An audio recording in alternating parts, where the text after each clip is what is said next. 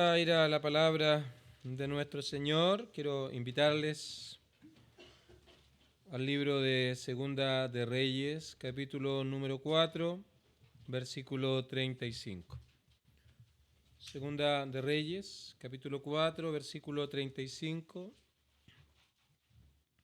Las palabras en este versículo dicen de la siguiente manera: volviéndose luego, se paseó por la casa a una y otra parte, y después subió y se tendió sobre él nuevamente, y el niño estornudó 7 veces y abrió sus ojos. Y el tema para esta tarde se titula Una ilustración de la vida que Dios da. Tal vez muchos de nosotros tenemos cierta idea, tal vez superficial, tal vez otros de una manera un poco más profunda, acerca de lo que es el ajedrez. Y cuando uno no entiende mucho, se da cuenta de que hay ciertos movimientos que uno no comprende realmente. De hecho, hay jugadores que trazan una estrategia donde entregan alguna pieza importante que tal vez uno pensaría que no debería entregarla. Y uno no lo entiende, uno no lo comprende hasta que en un momento este jugador, producto de los movimientos que se fueron dando a partir de cierto movimiento extraño que nos pudo haber parecido, comienza a dar vuelta, digamos, el, el juego a su favor, y es ese momento cuando comprendemos que había una estrategia, un plan, un asunto que era más allá de un movimiento en particular. Y de esa manera entendemos en parte, es una ilustración, por cierto, lo que es la palabra de nuestro Dios. Hay historias, narrativas, símbolos en el Antiguo Testamento que son como esos movimientos que aislados del Nuevo Testamento no los podemos realmente comprender y simplemente terminan siendo historias, narrativas sin ningún valor espiritual, sin ningún valor que podamos obtener algo acerca de Cristo y del Evangelio. Pero hay un movimiento que hace que estas historias tengan un significado mucho mayor, y ese movimiento, usando la ilustración, es lo que ocurrió en la cruz del Calvario. De tal manera que ahora todo el plan de redención puede ser entendido. Ese gran tema que abarca toda la Escritura, la salvación del hombre, la redención del hombre para la gloria de Dios. Hay un hilo conductor entre Génesis y Apocalipsis, entre la promesa y luego entonces la consumación de la salvación cuando estemos por siempre y para siempre en la eternidad con nuestro Señor. No son historias separadas, historias aisladas, sino más bien es una historia que se va desarrollando, a veces con movimientos que no entendemos, pero es el Nuevo Testamento ahora que nos permite comprender la verdadera dimensión y comenzamos a ver esta gran historia que es la salvación del hombre. Y entonces venimos a historias como esta, una sanidad o en este caso el dar vida a un joven, y que sin el Evangelio termina siendo no más que una hermosa historia de una mujer ya conocida como la Tsunamita, una mujer muy íntegra que tuvo un hijo y murió y luego vino el profeta y le dio vida, y qué maravilloso, qué alegría, pudo disfrutar una vida larga tal vez y nada más. Pero ahora cuando lo miramos con la lupa del Evangelio, podemos ver aquí maravillosas ilustraciones, maravillosos símbolos que se levantan para poder mostrar precisamente el tema que hoy hablaremos, como cada domingo lo hacemos, lo que el Evangelio es.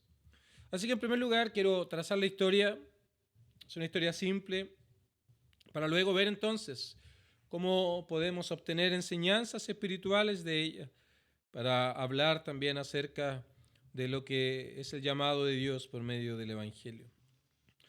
Entonces, a partir del versículo 8 hasta el versículo 20, tenemos la historia de una mujer, la historia de su esposo, la historia de un hijo y la historia también del profeta. Entonces era un matrimonio ya de edad entre esta mujer conocida como la Tsunamita Por lo tanto, había una imposibilidad en ellos de tener hijos. Tal vez esto ya resulta familiar para aquellos que están familiarizados con la Escritura, la historia de Abraham y Sara. En este caso, esta mujer era una mujer importante. De hecho, la palabra del Señor nos muestra que ellos tenían gran prosperidad, tal vez varias propiedades, todo el relato lo encontramos implícito en el relato. Y ella invitaba amablemente a Eliseo el profeta a su casa, versículo 1, para introducirnos entonces. Aconteció también, antes había hablado de una viuda en los primeros versículos, y ahora nos va a narrar la historia de una mujer casada. Dice, aconteció también que un día pasaba Eliseo por Sunem y había allí una mujer importante, una mujer que tenía una gran posición junto a su esposo, insisto, muy próspera, muchas propiedades. Por eso es que luego en el versículo 13, luego de toda la ayuda que había recibido el profeta, le dice, ¿necesitas que haga algo por ti? ¿Que interceda por ti el rey o el general del ejército?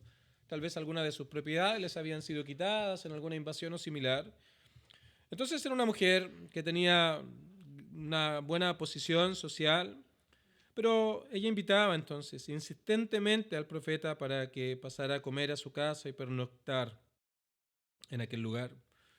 Entonces produjo una amistad, una cercanía, eso lo vemos en el relato, versículo número 9, luego de escuchar al profeta y tal vez recibirle por varias ocasiones, ella dijo a su marido, mira, he aquí, ahora yo entiendo que siempre pasa por nuestra casa. Así que había llegado a ser una relación muy cercana entre el profeta y este matrimonio en especial con la mujer sinamita.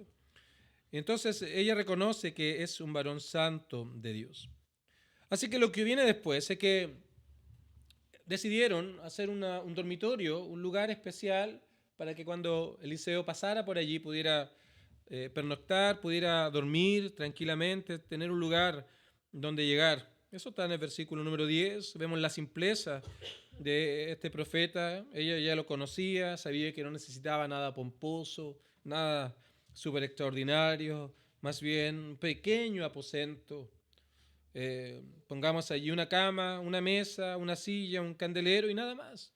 Qué distinto es de estos predicadores de hoy en día, que si uno no les tiene un hotel, no les tiene que sea 5 estrellas y que les tenga grandes banquetes y un renombre, etcétera, y cosas así, no aceptan ningún tipo de cosas. Este era un hombre simple, mostrándonos también el carácter que iba a tener el hombre de Dios luego presentado allí en el Nuevo Testamento.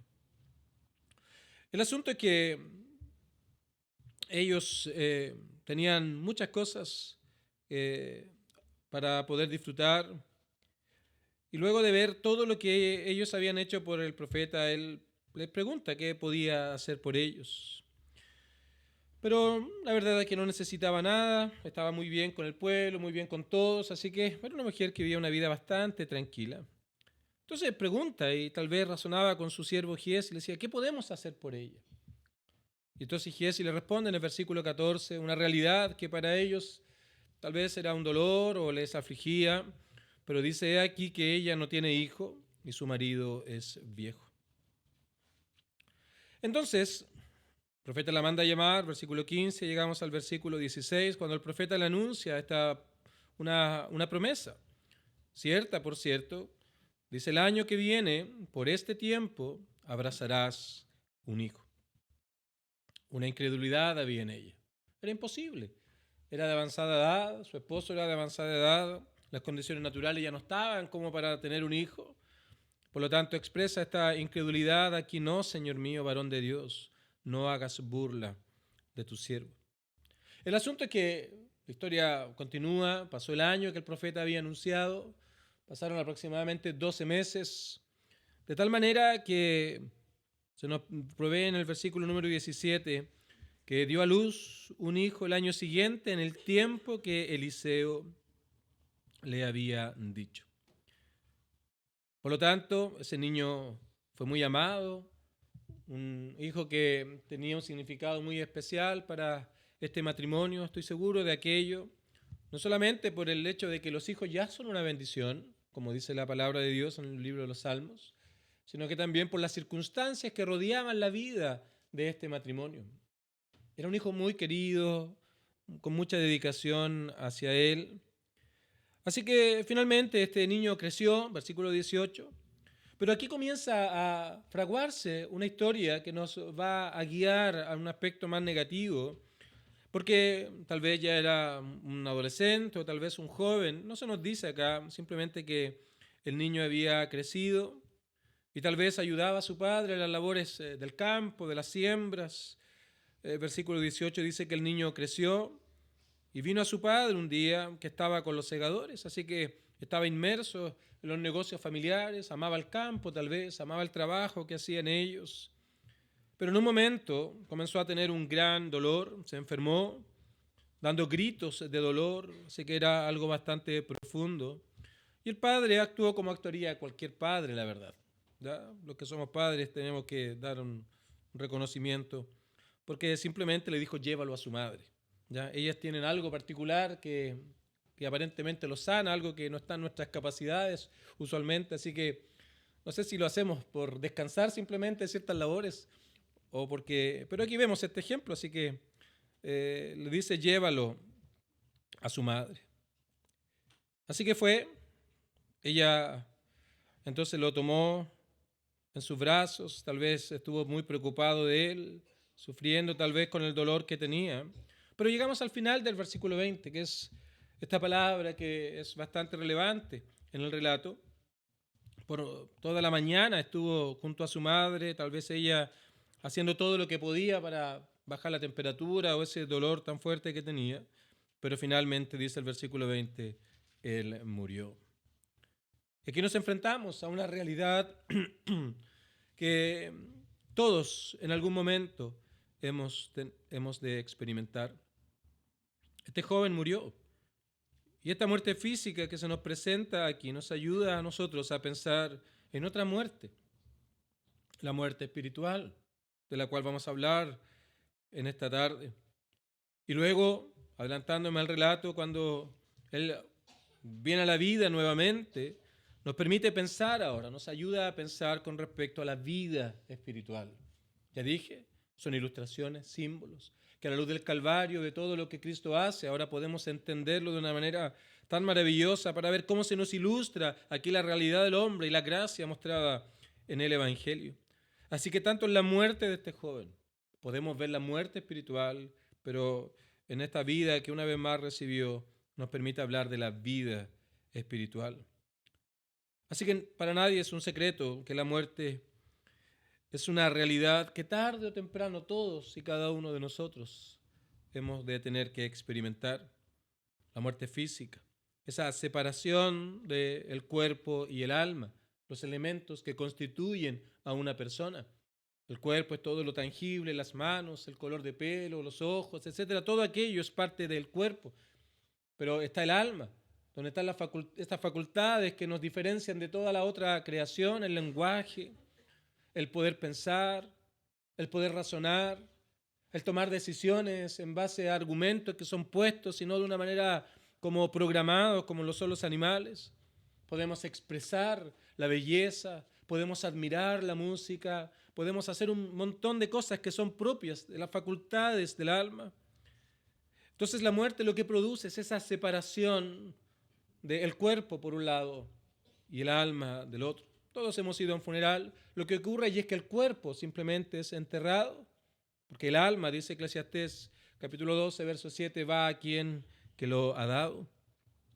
Pero cuando pensamos en esta muerte, que es algo real que todos hemos de experimentar, hay algo que no usualmente pensamos con respecto a ella. ¿Cuál es el origen de la muerte? No siempre razonamos con respecto a esto. Siempre pensamos en la separación de aquellas personas que tal vez estimamos. Tal vez pensamos en el dolor que puede causar. Tal vez pensamos en términos de carácter sentimental. Pero rara vez nos ponemos a pensar o la persona normal comienza a razonar con respecto al origen de la muerte. Y con eso en mente tenemos que mencionar en primer lugar que Dios no creó al mundo con la muerte reinando sobre él. La muerte no es algo natural. La muerte es una consecuencia de algo. La muerte vino a este mundo precisamente como consecuencia de la desobediencia a Dios. Y eso es lo que la Biblia le llama pecado. La paga del pecado es la muerte. Y eso fue lo que nuestro Dios expresó a nuestros primeros padres. Si desobedeces este mandato, ciertamente morirás. En primer lugar, la muerte física. La muerte física es una condición que vino a partir del pecado allí en el huerto del Edén. Y de esa manera debemos entender el origen de la muerte. Es el perverso resultado del pecado del ser humano. Esa es la muerte física, en primer lugar, incluye la muerte física, esta separación temporal del cuerpo y el alma que es inevitable, todos hemos de morir. Pero también la muerte se entiende en un aspecto espiritual. Producto del pecado, no solamente el hombre muere físicamente, sino que producto del pecado ahora se ha producido una separación eterna, ya no tan solo en aspectos propios del ser humano en el cuerpo y alma, sino una separación entre Dios y el hombre. De eso hablábamos también la semana pasada en Isaías 59. Ese pecado que produce una separación, una pared entre Dios y el hombre. Y a eso la Biblia le llama muerte espiritual. La separación que hay entre Dios y el hombre, producto del pecado que trajo consigo precisamente la muerte. Entonces, también este pasaje nos habla algo acerca de la muerte, que aún en el vigor de la juventud, en los años tal vez donde las fuerzas abundan, la muerte también está allí. De hecho, dice la palabra del Señor, apenas hay un paso entre mí y la muerte. Y cuando pensamos en la muerte, muchas veces nuestra mente de inmediato va a pensar en los últimos años de vida, tal vez 80, 90 años. Pero este pasaje también nos hace pensar con respecto a este asunto, que no hay edad para la muerte. Pero con respecto a la muerte espiritual, es algo natural en todo ser humano. Así que mientras esperamos la muerte física, el hombre sin Dios también está experimentando día tras día la muerte espiritual, la separación, la enemistad que hay para con Dios. Ahora volvamos a esta historia brevemente. Tenemos mucho que aprender en ella. Pensemos en esta madre con su hijo en brazos, inerte, sin vida, sin poder expresar absolutamente nada. Y de esa manera es como nos ve Dios. Efesios 2, versículo 1. Y Él os dio vida a vosotros cuando estabais muertos en vuestros delitos y pecados. No había deseo por Dios, éramos inertes a Dios. Ningún deseo, ninguna inclinación hacia las cosas espirituales. Dios espera nuestra adoración sincera, pero no hay interés en los asuntos espirituales. Debiendo reflejar su gloria, simplemente somos personas que buscamos nuestro propio placer, nuestro propio beneficio. Donde debería haber bondad, donde debería haber pureza, se encuentra rencor, se encuentra violencia, se encuentra venganza, se encuentra desprecio. Así que nuestras almas delante de Dios, cuando es expresada como muerte espiritual o separados de Dios, simplemente son como este cuerpo frío, sin vida, sin ningún asunto que pueda relacionarse con otras personas. Así nos ve Dios.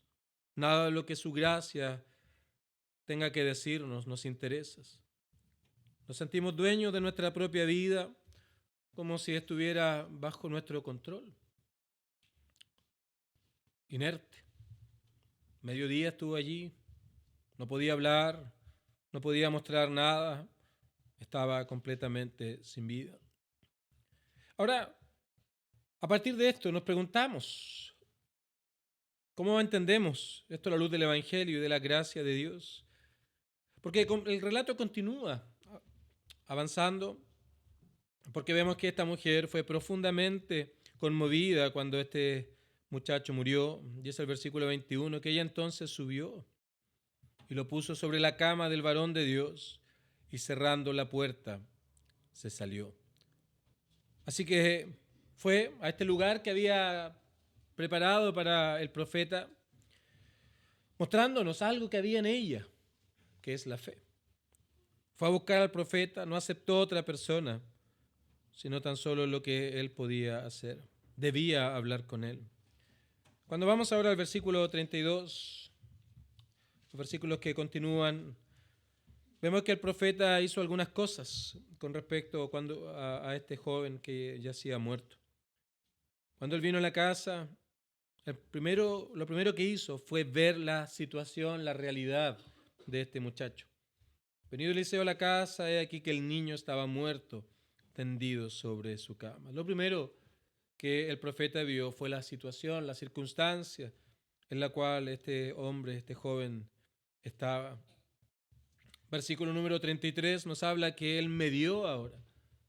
Fue un mediador y oró a Dios en favor de este joven. Entrando él entonces, ahora cerró la puerta tras ambos y oró a Jehová. Así que no solo lo vio, sino que medió, intercedió delante de Dios en favor de este hombre. Pero luego entonces hizo una obra este profeta. Se tendió sobre el niño, poniendo su boca sobre él y sus ojos sobre sus ojos. Así que la figura es este muchacho que había sido en la cama donde él dormía. Entonces cerró la puerta, lo vio, oró, intercedió a Dios delante de Dios por él. Y luego entonces hizo una obra de tenderse sobre él, de tal manera que estaba sus ojos sobre los ojos, la boca sobre la boca, sus manos sobre sus manos. Así que lo primero que vemos aquí en el versículo número 34, que el joven, en primer lugar, su cuerpo entró en calor. Pero luego, versículo número 35, vemos las señales de una nueva vida. Primero solamente su cuerpo entró en calor, pero ahora habían señales evidentes de esta nueva vida. Versículo 35 al final. Dice, se tendió nuevamente y el niño estornudó 7 veces y abrió sus ojos. Queridos amigos, es evidente la ilustración acá. Es maravilloso cómo el Evangelio se presenta en este maravilloso milagro. De la misma manera como los milagros que nuestro Señor hizo simbolizan el Evangelio. Libro de Juan al final, el Señor hizo muchos otros milagros que no están escritos en ese libro, señala Juan. Muchos otros. Tenemos tan solo un puñado de todo lo que Él hizo. Pero aquello que está escrito tiene un propósito de que puedan creer en Cristo como el Hijo de Dios. Así que podemos también mostrar cómo estos milagros tienen algo más que contarnos que simplemente la buena obra que un profeta hizo en favor de una mujer trayendo la vida nuevamente a su hijo. Aquí encontramos una hermosa ilustración de lo que Cristo hizo cuando vino a esta tierra. Dice Romanos 3, no hay justo ni aun uno, no hay quien entienda, no hay quien busque a Dios, todos se desviaron a una, se hicieron inútiles. Y resume esa descripción de lo que es el hombre delante de Dios, que no hay temor de Dios delante de sus ojos. Así que el Señor vio nuestra incapacidad, vio nuestra indiferencia y que no podíamos salvarnos a nosotros mismos, que no había nada que podíamos hacer para poder estar a cuentas con Dios.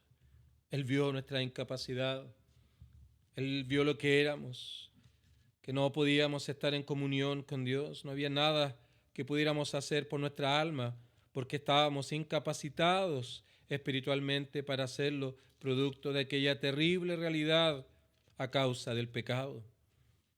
Así que encontramos uno de los pasajes tal vez más hermosos de la Escritura en el libro de Filipenses, capítulo número 2. Dice, haya pues en vosotros este mismo sentir que hubo también en Cristo Jesús, el cual, siendo en forma de Dios, no estimó el ser igual a Dios como cosa a que aferrarse, sino que se despojó a sí mismo. Al ver la condición caída del hombre en esa realidad pecaminosa, se despojó a sí mismo, tomando forma de siervo, hecho semejante a los hombres, y estando en la condición de hombre, se humilló a sí mismo, haciéndose obediente hasta la muerte y muerte de cruz. Así que Él intercedió ahora por los hombres. ¿De qué manera Él intercedió? En primer lugar, viviendo aquella vida sin pecado que el hombre no puede vivir, viviendo aquella vida delante del Creador en obediencia total, plena y completa, lo que se conoce como la obediencia activa. Pero luego intercedió en la cruz del Calvario, fue el mediador por el cual el hombre ahora podría ser reconciliado con Dios porque el pecado fue pagado allí en la cruz del Calvario. Así que no tan solo conocía la realidad, sino que Él se ofreció a sí mismo en rescate por muchos, en expiación por muchos, pagar la deuda que había sido contraída delante de Dios por aquella vida indiferente, aquella vida en orgullo, en mentira, en falsedad, en una vida para sí mismo. Así que eso es lo que el Señor hizo, Él obró, vino a esta tierra, tomó una naturaleza humana, fue un fiel representante y ahora Él fue a la cruz del Calvario.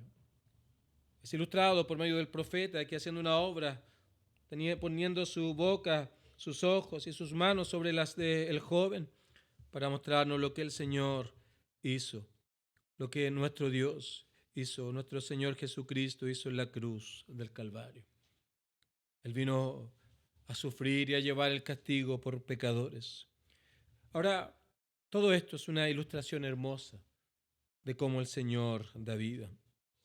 Y como el joven es traído a la vida, entonces, nos provee también la obra de Dios en el hombre.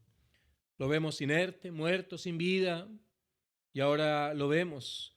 En primer lugar, su cuerpo entró en calor, y luego una vez más se tendió sobre él, y ahora era evidente que había vida en él. Estornudó 7 veces, abrió sus ojos, y ahora podía ver. Qué hermosa ilustración del Evangelio. Y el Calvario es esa pieza que se mueve en el tablero que nos permite comprender precisamente estos pasajes bajo la sombra o bajo la luz, como lo quieras ver, de lo que Cristo hizo en la cruz del Calvario. Así que aquí se nos describe en primer lugar, en el versículo 34, cuando el cuerpo del niño entró en calor, tal vez como el inicio de la conversión.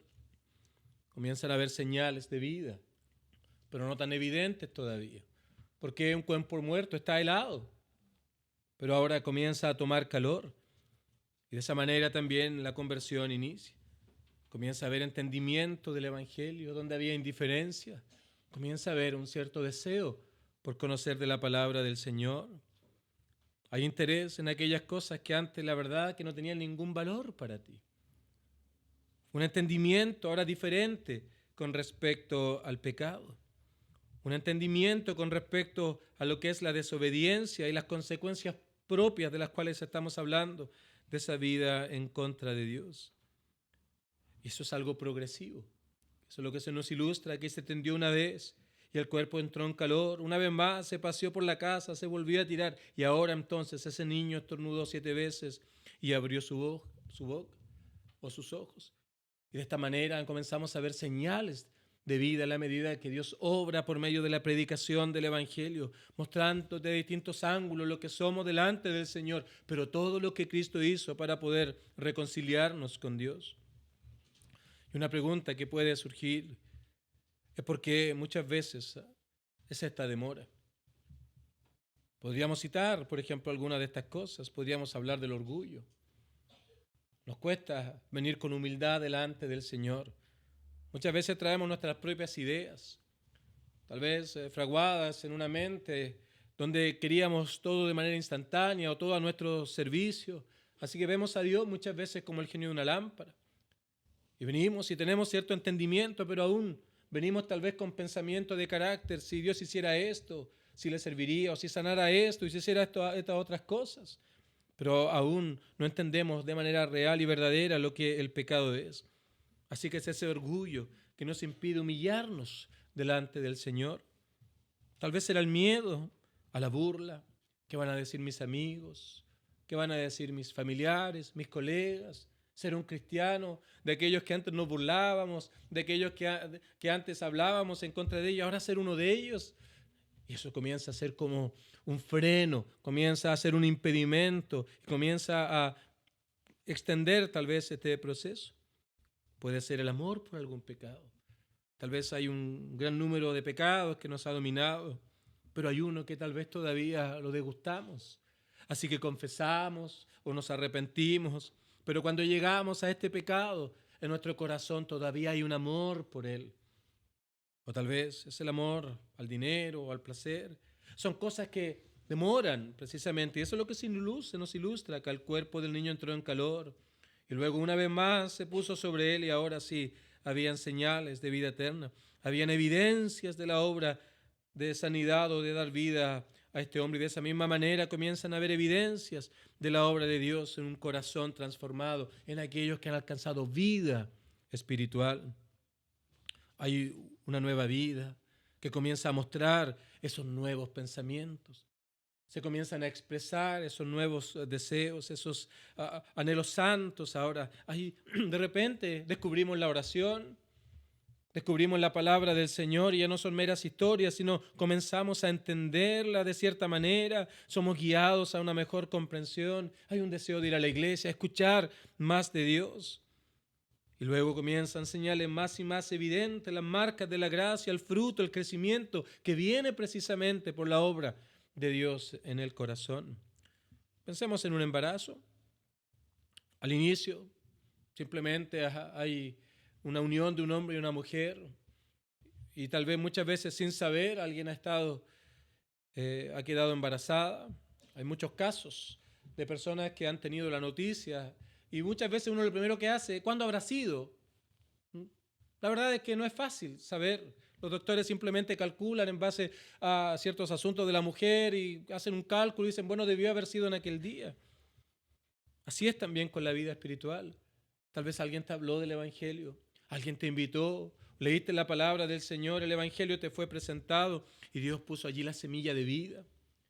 Y eso entonces comienza a crecer, a desarrollarse, pasan las semanas, pasan los meses y de repente, mes 4, mes 5, empiezan a haber evidencias allí. Comienza a verse el bebé que va creciendo en el vientre de la madre, es algo evidente. Y eso no se puede falsear. Como las novelas a veces ocurre que se ponen un cojín y engañan a una persona, eso ocurre en la tele solamente. Es algo, por supuesto, que está allí, no puede, vas al doctor, te hacen un examen y es evidente que está allí, no hay duda de todo aquello. Comienza a mostrarse estas marcas hasta que al final el nacimiento, lo podemos ver, podemos estar con este bebé y llora y se alimenta. Es evidente que una nueva vida ahora ha nacido. Y de esta manera se nos presenta aquí la vida de este hombre, de este joven, hijo de esta mujer sunamita. Las evidencias de la obra de Dios, el orgullo ha sido vencido, los miedos han sido dejados de lado, el amor al pecado, ahora hemos venido delante del Señor en arrepentimiento, los hemos confesado, entendemos cuánto aquello ofende al Señor, comprendemos que el pecado merece el castigo eterno y ahora confiamos en Cristo, que lo que Él hizo en la cruz del Calvario es suficiente para ser perdonados, para hallar vida eterna, hallar reconciliación en Dios. Qué hermosa es la vida que Dios da al hombre. Qué hermosa es la obra que Cristo hizo en la cruz del Calvario para poder reconciliar al hombre con Dios y darle vida espiritual. Por cierto, aún los creyentes mueren. También están sujetos a la muerte física. Pero ya no hay muerte espiritual para ellos. Ya no hay separación espiritual, sino hay comunión, hay reconciliación. De tal manera que ahora estamos en unión con Dios. Piensa en este joven, vino a la vida una vez más. Cuánta alegría había allí cuando también nace un hijo, cuánta alegría, cuánto gozo hay. Hay tranquilidad de que ya está en medio nuestro. Eso es lo que el Señor produce también en el corazón. Y quiero terminar con una ilustración que he usado una y otra vez, pero es algo que para mí es tan vívido. Cuando estaba por nacer nuestro primer hijo, Pedro, fuimos al doctor y Natalie le preguntó a él, ¿cómo debo saber cuándo debo ir a la clínica? ¿Cómo debo saber que es el momento de ir para ir a tener el hijo, para que el parto ocurra? Y él muy tranquilamente le dijo, no te preocupes, flaca. Esas fueron las palabras que usó él. No te preocupes, lo vas a saber. Y efectivamente, un domingo 27 de agosto del año 2017, estábamos en la iglesia después de un culto, cuando nos sentábamos en torno a una mesa muchos y estábamos hasta altas horas de la noche conversando. De repente Nati estaba mirando el reloj a cada rato. Y yo pensé que me estaba diciendo que hay que irse. Esos típicos mensajes que mandan muchas veces las esposas a uno. Llegamos a la casa y le pregunté, ¿qué pasó? No, es que estaba teniendo contracciones. Okay. Nos acostamos y de repente me dice, Pablo, vamos al hospital. Vamos a la clínica el vas, no sé qué pasó, hay que ir. El asunto es que de esa misma manera, cuando el Señor obra en el corazón, hay una paz. Lo vas a saber, va a estar allí. La paz de Dios que sobrepasa todo entendimiento. No tengo palabras para describirla, pero es una paz que comienza a venir al corazón. Esa paz, ese término viene de estar en unión. Estoy en unión con Dios. Es una paz que va creciendo, se va desarrollando y viene la certeza. Todo eso está también mostrado en esta hermosa y maravillosa historia. Por eso el Señor dijo, mi paz os dejo, mi paz os doy. Yo no la doy como el mundo la da. Eso es temporal, es pasajero. La paz que el Señor da está basada en que Él nos da unión con Dios. Ya no hay separación, ya no hay muerte, sino ahora hay vida, vida eterna y perdón de los pecados. Ya hay comunión y reconciliación con Dios.